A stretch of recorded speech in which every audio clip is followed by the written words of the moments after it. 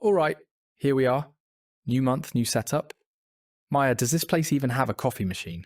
Sadly, no, but it does have a door that shuts properly and soundproofing that doesn't sound like it came from a biscuit tin. I'd call that progress. Fair point. And hey, it means we can finally talk without cafe clatter and someone in the background steaming oat milk. Yes, because this time we're doing it properly. A studio, a rhythm, a reason. This isn't just a chat, it's a chronicle. You're in a poetic mood today. I had tea instead of coffee. Ah, that explains it. Shall we? Let's. So the month's been packed, and I mean packed. Where do we even begin? Let's start with Nature's Whispers. It's really found its legs. Last month's deer video kind of opened the gates, didn't it? It did. Peaceful, slow, intentional. It set the tone, and then boom, this month took off. As soon as the deer had gone, we had the tiger roaring right into our face. We had the wild horse thundering down a country lane. So much motion in that one.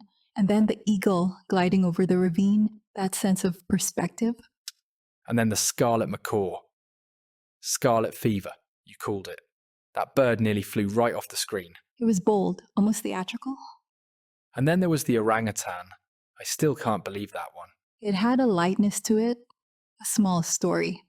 Orangutan finds a camera at a campsite, then starts taking selfies. It was almost sweet. And funny, those expressions were priceless. Dave also re-edited a few of those videos for YouTube, especially the horse, tightened some shots, added a close-up to heighten the impact. Yeah, gave the encounter more weight. It's a good reminder that sometimes the smallest change shifts everything. But not everything went to plan, did it? No, and that's where When I Went Wrong came in. My first time narrating solo, actually. You were brilliant, calm, steady, even when the scenes were frankly bizarre. Well, the kingfisher was startled by a fish falling from the sky, not the water. So was I. And those dolphins, one with a tail growing out of its face, the other leaping like it was trying out for spaceflight. Then there were the goats. One charged up a stone column like a rocket. Another took a flying leap off a cliff and just kept going. My personal favourite, the two deer in the forest that merged into one. Mine too, when two became one. It was oddly peaceful, even a little poetic. Then there was the Mother's Day scene, roses on a table. Then suddenly paint cascades down the screen like a slow-motion art attack. Unexpected, but strangely beautiful. And let's not forget the water droplet with the forest inside. Looked clever, but something felt just off. Finally, we had whatever that was at the end. Jungle made of papier-mâché dancing character twisting into itself. No idea what it was trying to be. Nor do I, and I narrated it. Still, it was good to show that side. The flaws, the oddities, that's part of the process. Now, blogs, there were 2 this month, and both carried a distinct voice. That's right. The first, 2020. Vision, the journey continues. A quieter piece, reflective, honest. Dave spoke directly to those following along, thanking people who liked, commented, supported in small ways. It gave the whole post a personal weight. It didn't dress anything up, did it? No pretending it's all skyrocketing. Just a calm, grounded account of what it means to keep going. Exactly, a quiet footstep forward. Then came copyright and copy wrong. Now that had some fire under it. Written right at the end of the month, so things are still unfolding.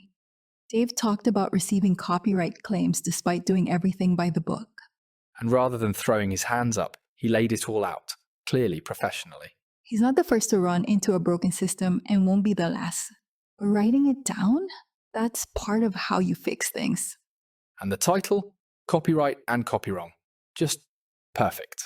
And then came the portraits project Dave told us about. Or as I like to call it, Tech Won't Do What You Ask, Week 1. Yes, Dave said he had a hard week of experiments that just didn't work. Trying to find a visual language that worked. But the tools just didn't play ball. Some results were close, but the consistency wasn't there. You could almost feel the effort behind every test. Still, he hasn't given up, just paused, stepped back. It's waiting now, not abandoned.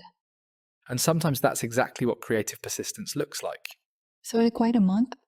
A month of growth, frustration, art, error, and quiet thanks. And a new studio to hold it all together.